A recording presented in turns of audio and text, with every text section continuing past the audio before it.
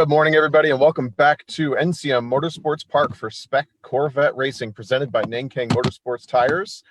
This is race 2 of 2 on the weekend, and it's been an exciting one so far for the Spec Corvette series. We're taking a look at the grid from NCM Motorsports Park in Bowling Green, Kentucky, which is fittingly the home of the Corvette since 1981. Over 1 million have been built just across the highway at the plant next to the Hall of Fame, and 14 of these drivers have come home to race with Spec Corvette Racing here. Hands out the window, these guys are fired up for race number 2, and race 1 was a very exciting rain race. Now we've actually changed the track layout and are inverting the grid. Good morning, everybody. My name's Tom O'Gorman. I'm joined by Josh Carroll at the controls and John Wynn out in California joining me this morning. John, how's the coffee treating you? Well, haven't had it yet after the long drive home from Buttonwillow to support the 5 brand new Spec Corvette racers in SCCA Super School licensing class. Had some issues yesterday, but I'm excited for this morning and looking forward to this race with the inverted grid and standing start with mixing it up with these CMC cars. Go get him, Ben. This is going to be a really interesting race. What do you think, Tom? Oh, it's going to be fascinating, and we're taking a look at the pulse, or yesterday's race winner, I should say, Ben Hocevar in the 29 cars. He pulls off the grid, and as you mentioned, not only is today's race dry once again, maybe some patches of dampness as we can see on the grid, but also changing the track layout, which we'll talk you through on the track map, but also, again, a standing start. So a lot of variables going on today in coming into this race number 2. We're hopping on board for the warm-up lap with Larry Brady, who had some excitement yesterday, actually ended up getting disqualified from the race after some light contact with another driver, and all good between the drivers, all good between the cars. Obviously, both cars back on track, but that contact was between a Camaro Mustang Challenge car, and these drivers are taking a standing start behind the CMC grid as they come to the green flag this time. So on the warm-up lap, again, yesterday's race winner, Ben Hocevar, will start at the back, which promotes Cecil Stevens to the pole position just behind Johnny Huang. Walt Davison will start third, but next to Frank Reinhardt. Taylor Ramey's 5th, with Rob Markovitz in 6th. Alexis Hocevar with a great charge up 5 positions will start in the next position. Then Wayne Caudle, Taylor Chantrine, Christopher Heinzen, Ole Thordarson, and Ben Hocevar. There is your starting order. Now we understand Larry Brady, who we were just on board with a moment ago, will also take the green flag from where he slotted in on warm-up times. We don't have a grid sheet to see, but that will be somewhere in the middle of the field as well. That's who we ride with now. So we'll take a quick look at NCM Motorsports Park. It's a 3.2-mile road course in Bowling Green, Kentucky, just across the highway from the National Corvette Museum and production facilities for the Corvette.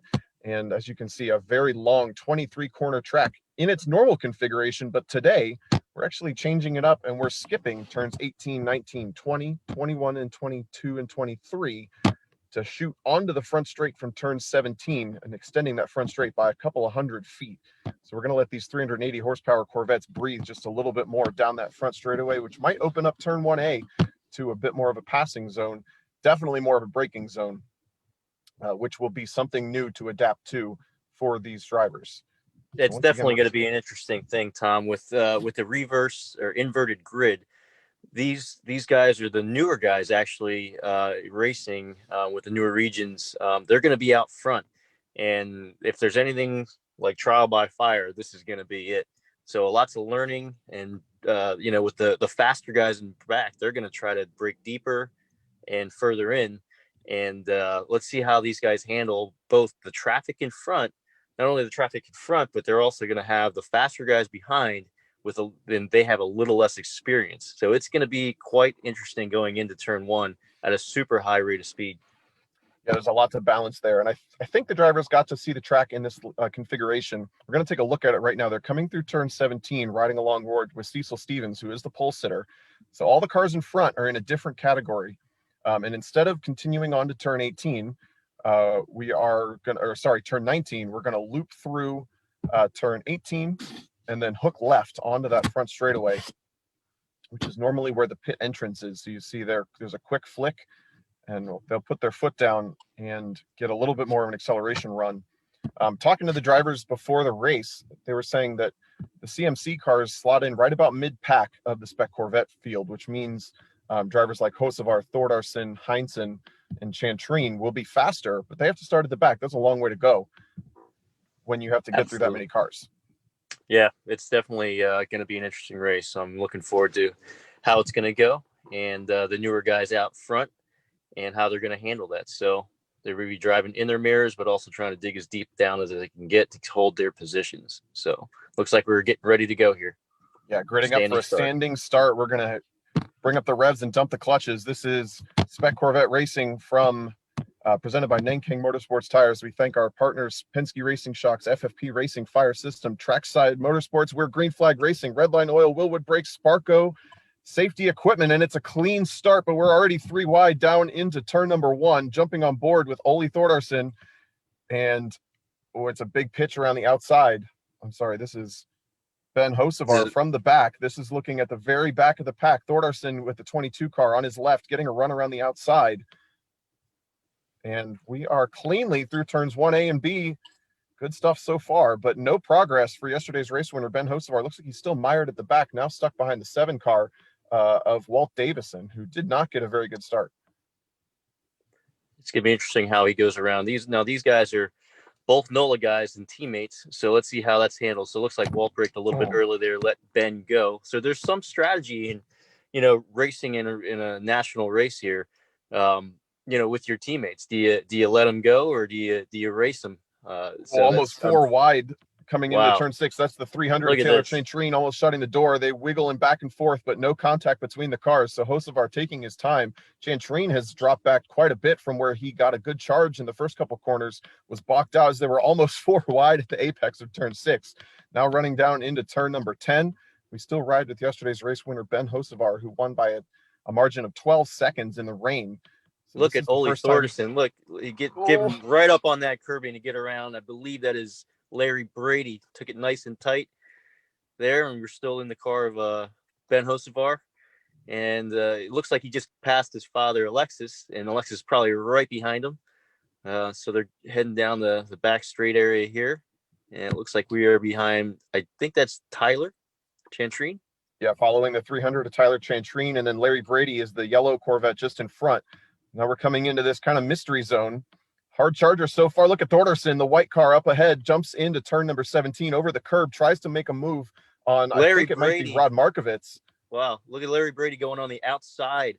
Brady now inherits the inside, but gets a big slide, and Thordarson gets the outside run. Chantrine's going to try to go with him. Hocevar doesn't really have anywhere to go. We're still riding with Ben Hocevar, and now it's side by side for the 58 of Brady.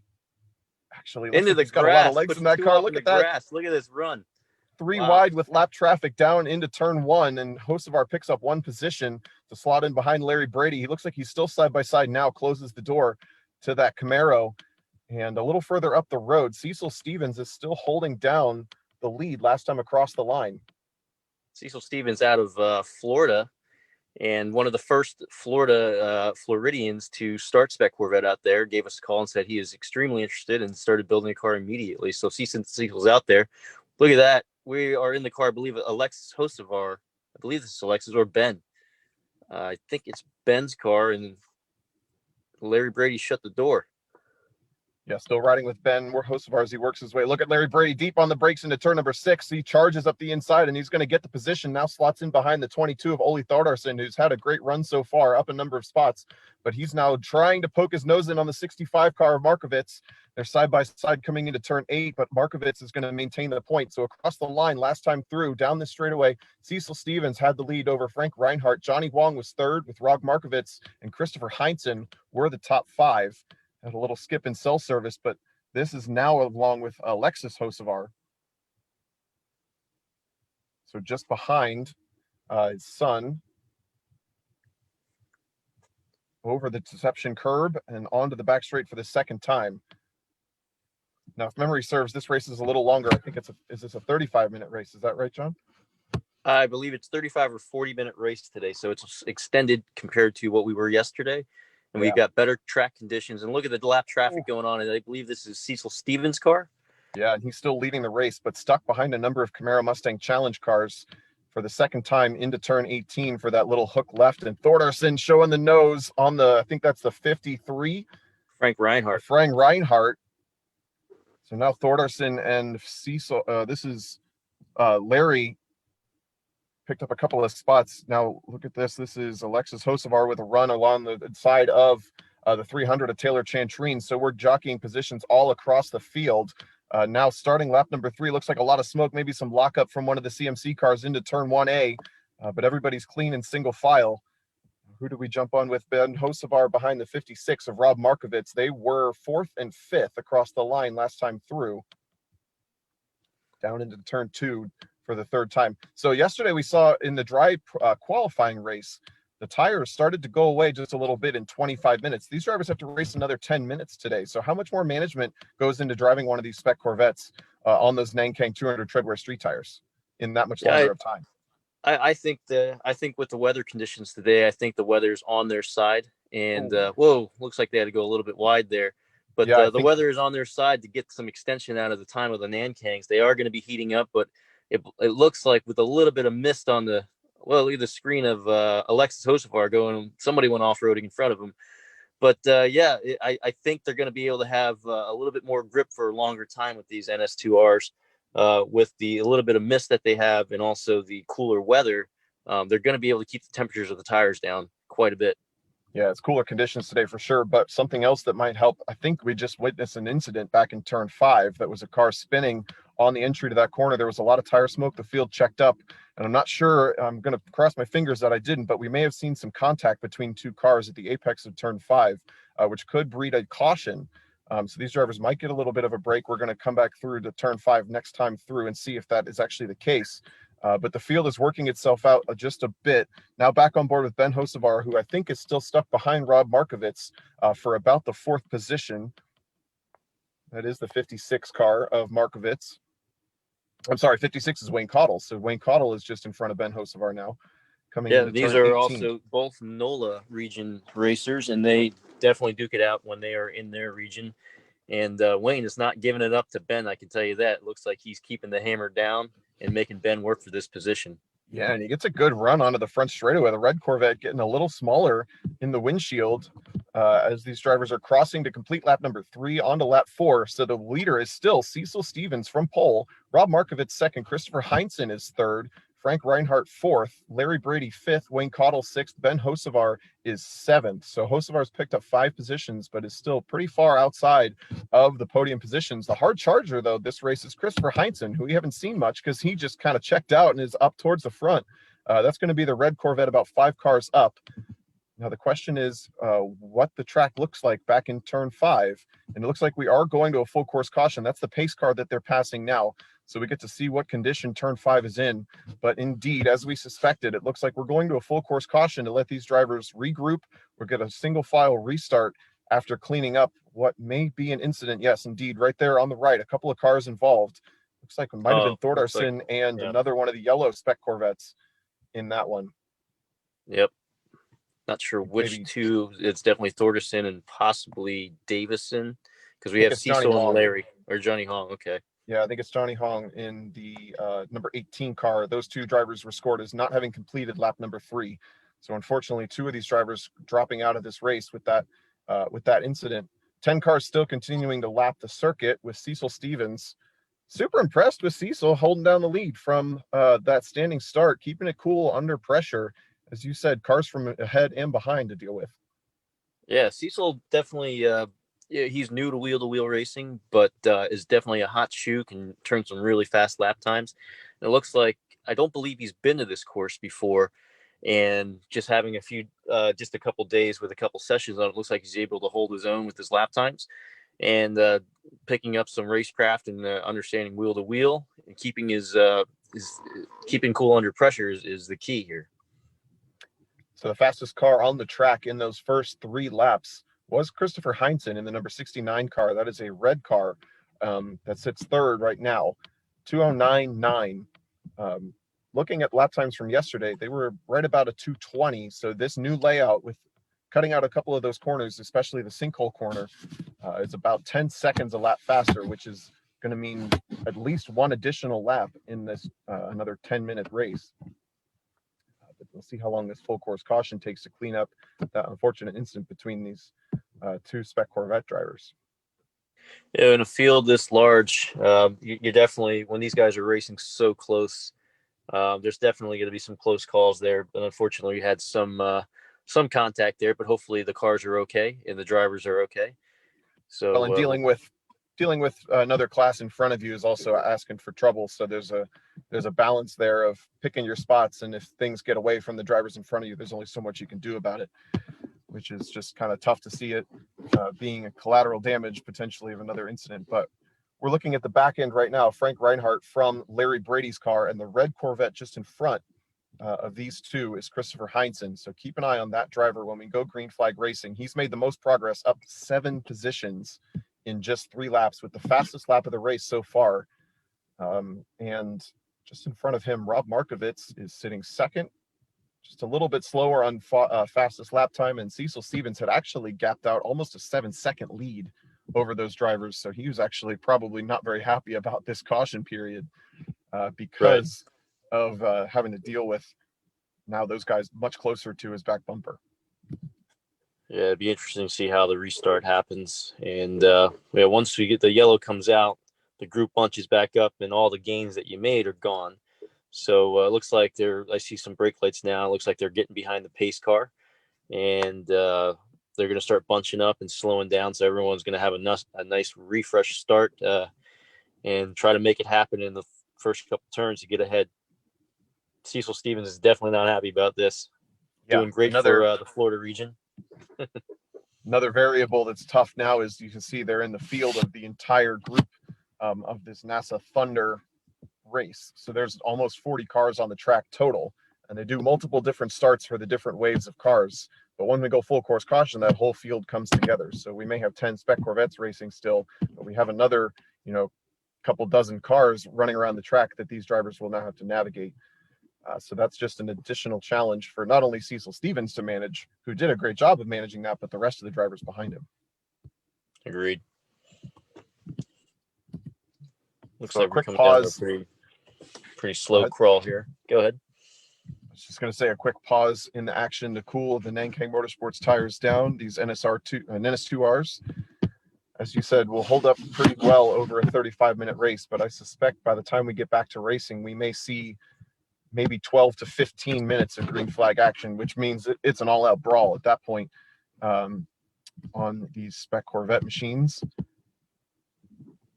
All the cars prepared exactly the same with stock LS6 engines, and my understanding is there was a surprise dyno session and everybody passed, keeping that right under the 380 horsepower cap. Is that right? That is correct. So one of our most recent races here on the West Coast, we did a surprise dyno session at Sonoma Raceway, and we were able to, due to time limitations, we were able to get 3 of the top finishing drivers onto the dyno, and they all pleasantly dynoed underneath the 380 rear wheel cap. One was Josh Carroll, Ole Thorderson, and Craig Dale.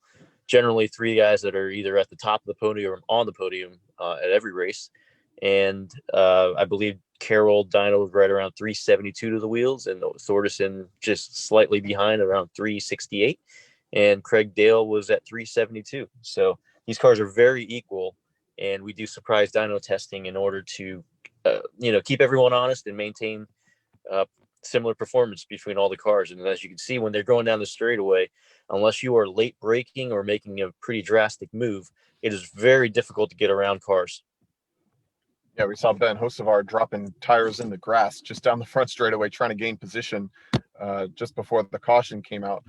But 380 horsepower, nothing to turn your nose up at. That's plenty of power. These drivers hitting about 130 miles an hour before they brake for turn 1 at NCM Motorsports Park. Some tracks with longer straightaways may even see speeds closer to 140, 145. That's correct. Yeah, Auto Club Speedway, we definitely see 145, sometimes 152 going into turn 2 at the oval. So these cars have plenty of power to make the cars exciting and, able to get around lap traffic, but also keep the cars really competitive against each other. It makes it a lot of fun. So it really is a driver series. It doesn't come down to your budget. Pretty good example is Christopher Heinzen yesterday. put it on the podium at the top, and he built that car himself at home. You know, he started with a base LS1 car, upgraded to LS6 heads, cam, and intake, and built the cage himself.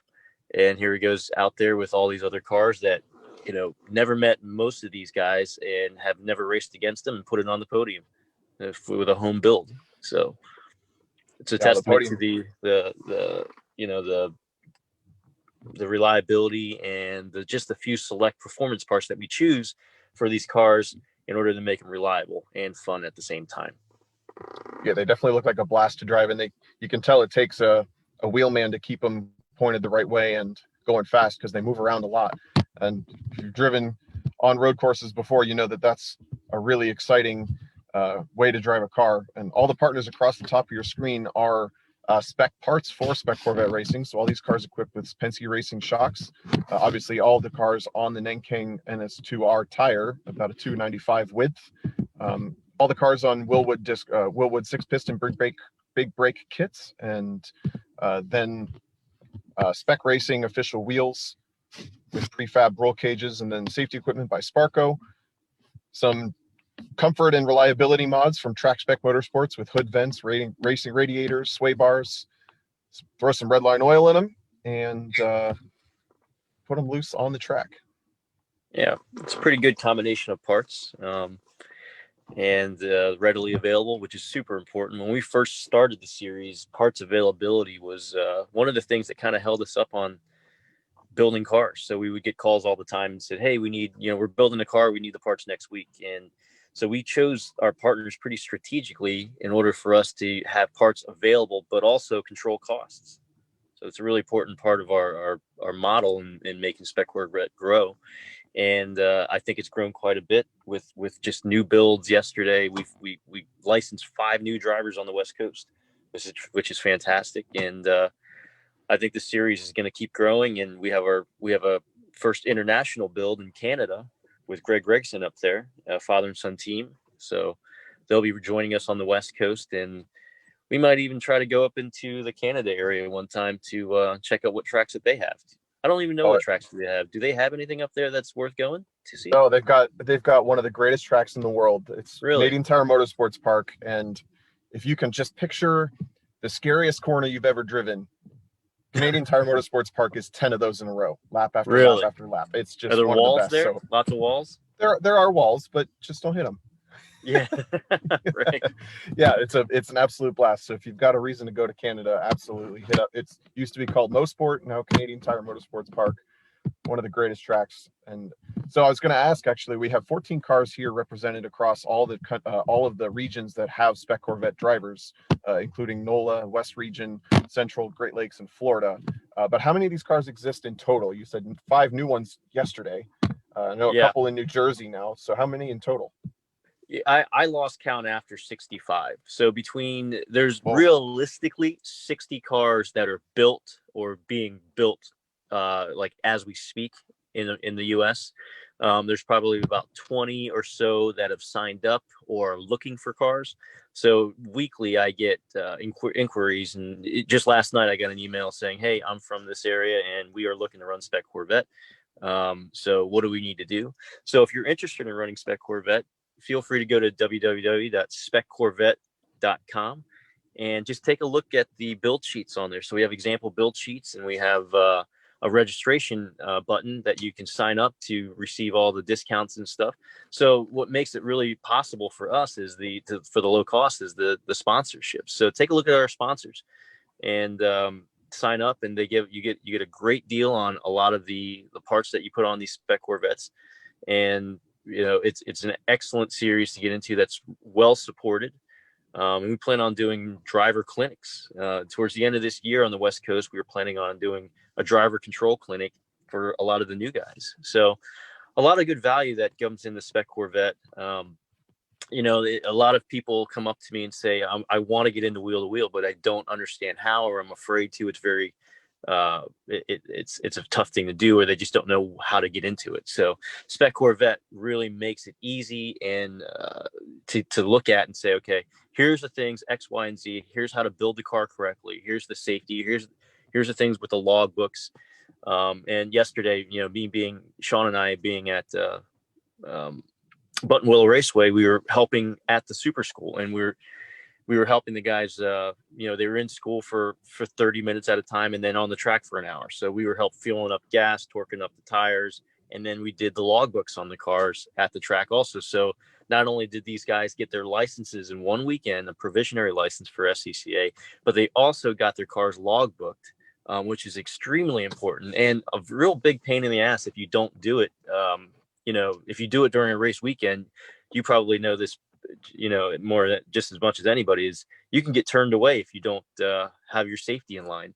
So that's one of the things we do, is show the drivers exactly what they need to do, what's the best way to go about doing these things and getting their car prepped correctly, places to go that we trust, and parts that we trust to install in the car. So we make it as easy as possible to join in wheel to wheel. So if you're interested in running wheel to wheel racing, give us a call. I can't tell you from my experience how valuable it is to have kind of an ambassador or a buddy, like a buddy system that walks you through the process, because so much of wheel to wheel racing can feel confusing if you don't have somebody putting it into normal people words. And those of us who have been around it long enough sometimes forget to talk like normal people. We talk like racing people. So Right. Having you guys be able to be an ambassador to or a mediary between those two is great. And speaking of driver clinics that you mentioned, a couple of the drivers really put one on yesterday in the rain, including the top two, Hocevar and Thordarson. They had started 17th and 18th overall in the wet grid and ended up finishing 8th and 9th in the top 10 against a bunch of way faster cars. So that was kind of proof that there's some talent in this field as well that goes pretty deep. As we're continuing to lap, this is 27 minutes complete right now under full course caution. This is a 35-minute race, so still 8 minutes left on the clock to get back to green flag racing. And hopefully maybe this time through we can see that green flag fly. Yeah, definitely on point with the talent side of things. I truly believe that Spec Corvette has built some of the best drivers in the country, because it forces you to become a good driver. There's no excuse. Looks like are they gridding up right now? Are they slowing down? I'm not sure. I think they're just stacking up over the elevation changes for turns 12 and 13. But I totally agree. I think a lot of drivers will say you start with a car that's kind of Miata, whatever, that's able to produce consistent driving, and you can push the limits. But the thing that makes you even better is having to tackle things like throttle control and controlling the car on the limit, dealing with a little bit of slip angle. And when you put a 380 horsepower Corvette on 200 treadwear tires, you absolutely have to learn those things. So these cars would definitely be even less forgiving than a car like a Miata or something else. It looks like the lights on the pace car were not out, so we will get one more full course caution lap. And these laps have been ticking through at something like 4 minutes to 4.5 minutes. So when we get back by, we should have about 6 minutes, 5 or 4 minutes to go green flag racing, which means we might get 2 laps still in if we're able to go green flag. Going to be an interesting start here. These guys are going to go all out for it. So unfortunately with the Oli out and Johnny Hong, and we're down 2 cars, but hopefully we get to go green here soon. So riding along with Larry Brady right now, who sits 4th. He's just behind the white Corvette, number 53 of Frank Reinhardt. Just in front of them is the red number 69 of Christopher Heinzen, then one lapped car, and then Cecil Stevens. Actually looks like 4 lapped cars, and then Cecil Stevens, who is in the yellow Corvette far up the road. So Cecil's actually got a little bit of a gift with quite a number of cars as a buffer between himself and Heinzen, who was on a charge. He's all the way up to 2nd. Looks like timing and scoring ticked over. He had actually passed Frank Reinhardt in time. And I'm curious also, it looks like the field might be split in half as we ride along with Alexis Hocevar, who's scored in 7th. And it looks like the overall leader of the race group lapped him before the full course caution came out. And unfortunately, that means he is actually at the back of the pack or at the front of the pack, where the rest of the field is on the back of the pack, almost 1 full lap ahead of him. So that's going to be a tough battle for, it looks like, Hocevar. Tyler Chantrine maybe is back there as well, along with Walt Davison. But the top 6 should all be on the same part of the track at the very back of this full something like 35 cars on the track total, with 10 Spec Corvettes still circulating. See that? There's a little bit of either smoke or dust in the picture here. Not sure where that's coming from. Yeah, I'm going to guess oil dry. Looks like they're scuffing the track with a streak of oil dry, only in a small spot. So as long as they can clean that up, I think they've dropped the pace car speed pretty significantly to make sure they can get back to green flag racing this time through if the opportunity presents itself. The clock just passed 30 minutes. So we have 5 minutes left on the clock. And if we make it back to start finish, that will be enough at least for a white checkered, maybe a green white checkered. So at least one lap, maybe two, if we get to resume this race. So I wonder how many CMC cars. Do you know how many CMC cars were in this race today? I can check. Switch over my classes. There were 8 total that took the green flag.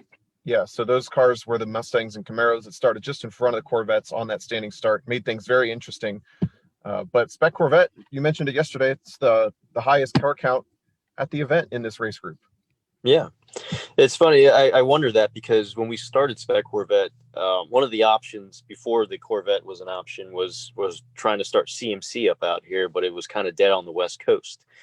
And going through all the running costs and the building costs and everything, it with the price of a C5, you can build a C5 Corvette for just about the same price as a CMC car.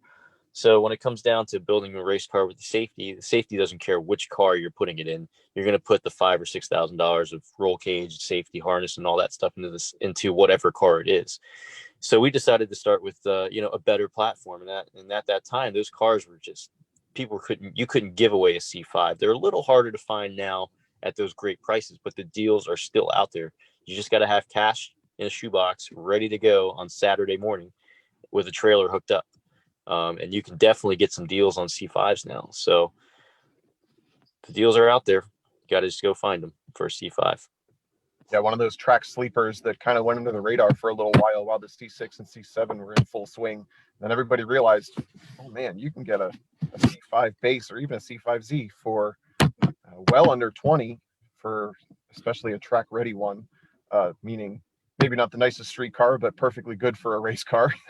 And that makes it a great starting point for racing. I'm trying to get a view on the pace car if the lights are out. I think they are. So we might be going racing this time through with 3.5 minutes left on the clock. No, 2.5 minutes left on the clock. We're going to be really close to maybe getting 2 laps of racing in here at NCM Motorsports Park.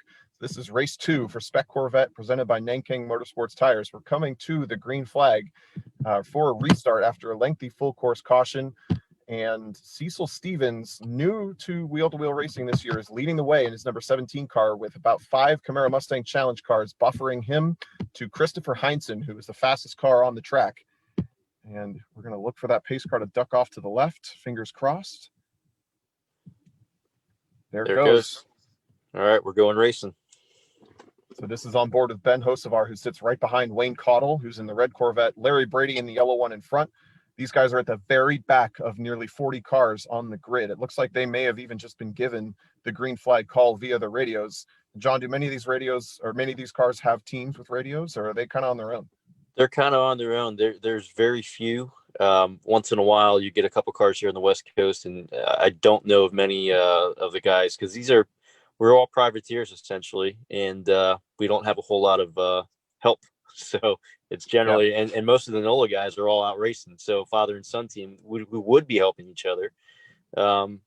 They're in the cars racing. So yeah, very true to club racing fashion, but we're green flag racing. That's the 53 of Frank Reinhardt going up the inside, splitting a Camaro Mustang Challenge car as we ride with Larry Brady down into turn one. Lots of smoke lock up, and one of the cars shooting off the left side. There's a car backwards. Everybody's through cleanly in Spec Corvette land, and it looks like Christopher Heinzen, who is just checked out. I think he's about 5 cars up the road. He's the car side by side at the apex with another lapped car, and we're dealing with Miata traffic, Camaro traffic, all sorts of cars all over the place on this restart. This will be best case, I think, maybe 2 laps, but it might be just 1 to go this time through, potentially on the white flag lap this time. Can Christopher Heinzen catch Cecil Stevens. They're just up the road, about 5 cars, as we continue to ride with Larry Brady, who's behind Frank Reinhardt. These guys being a little more cautious than Heinzen was on that restart, but Heinzen wasting no time as Reinhardt down the inside of turn 6, side by side with the Spec Miata into this really